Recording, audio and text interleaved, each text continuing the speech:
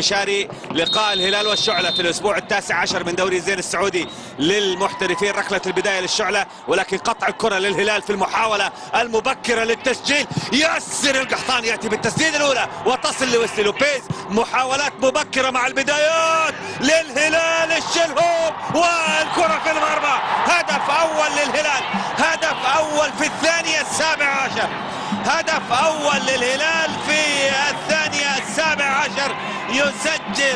يسجل سلمان الفرج على ما يبدو. هذه الكرة حاول فيها في البداية وقطعها في البداية ياسر القحطاني، ثم مرر لويسلي لوبيز، سدد ياسر وعادت للتسجيل. بالفعل سلمان الفرج يسجل في الثانية السابعة عشر أسرع أهداف المسابقة حتى الآن. هذه عادة. الشلهوب أخذ الكرة بشكل جميل وسلمان الفرج يكمل بالرغم من محاولة الدفاع في إبعاد هذه الكرة، ولكن الكرة في المرمى. المحاولة كانت أيضا من المدافع مشعل العجبي، لكن الكرة في المرمى. هدف أول للهلال، هدف مبكر، هدف يجعل من الهلال على الأقل.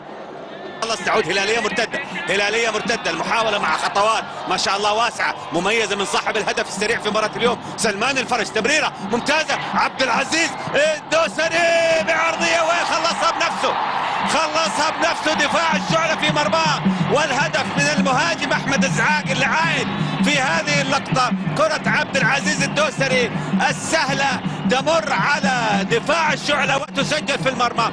هدف ثاني لصالح الهلال، هدف ثاني للهلال في الدقيقة الثانية عشر من زمن شوط المباراة الأول. هذه عادة.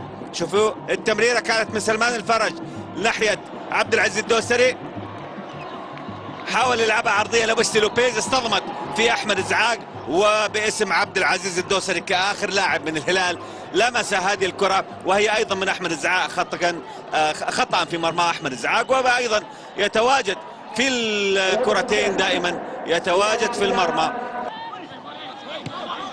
كرة خلفية ويسلي لوبيز يمر بشكل ممتاز. ويسلي لوبيز هنا يحاول بالهجمة المرتدة، ياسر معاه أيضا هناك ويحاول أخذ المكان أيضا ياسر. بالفعل مكان بعيد الطاير. الله يا ياسر، الله يا ياسر. هدف في الدقيقة الثانية والعشرين.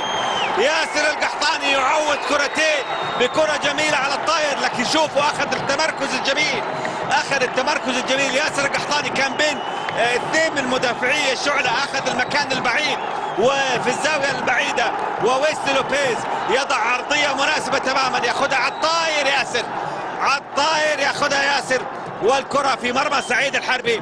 هدف. شوفوا يا عادل، شوفوا كان بين قلبين الدفاع لكنه اتجه واشر ايضا لويسلي لوبيز وياخذ كرة على الطاير ممتازة. ويسلي لوبيز عرضية ايضا نموذجية وياسر في المرمى.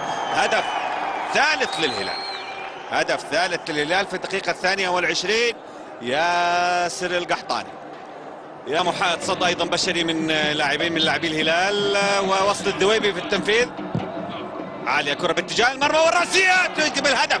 هدف أول للشعلة في الدقيقة 41، هدف أول للشعلة. الكرة أيضا وسط مجموعة من لاعبي الشعلة داخل منطقة الجزاء، وتأتي الكرة في المرمى في غياب أيضا عن متابعة خط الدفاع الهلالي، خاصة في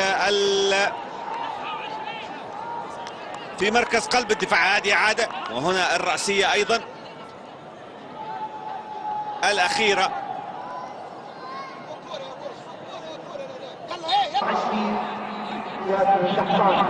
نلعب في الدقيقة 30 من زمن شوط المباراة الثاني.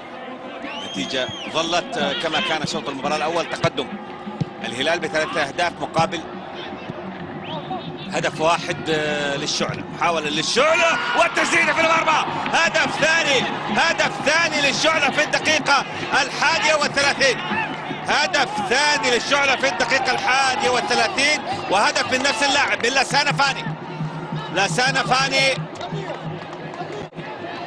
في كرة ملعوبة أخطأ فيها وفي إبعادها الدفاع الهلالي. لسان يأخذها بشكل جميل ويسدد كرة في المقص الأيمن على يمين حارس المرمى عبد الله السديري الذي لا يملك شيء مع هذه اللقطة، والكرة بالفعل هدف جميل لصالح الشعلة. أجراها سلاتكو،